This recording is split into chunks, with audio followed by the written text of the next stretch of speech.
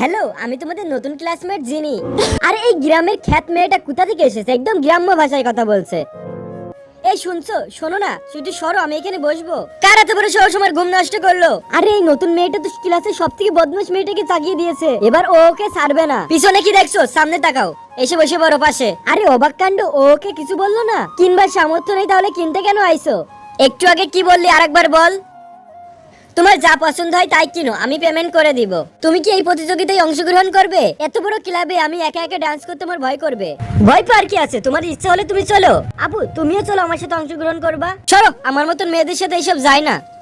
এরপর দিন আমি আমার ডান্সের প্র্যাকটিস করছিলাম। তোমার মতন গ্রামের খ্যাত মেয়ে কি এই ডান্স প্রতিযোগিতায় অংশগ্রহণ দিবে নাকি? তোর তো ডান্সিং শৌখিনারও সামর্থ্য নাই। তোর সেই গুন্ডা আপু কোথায় গেল? ও মোটেও গুন্ডা না, ও অনেক ভালো। তোকে তো এবার আমি ছাড়বো না। আমার নিজের উপর কন্ট্রোল হারাতে যেন না হয়, তার আগে এখান থেকে তাড়াতাড়ি ভেগে যাও।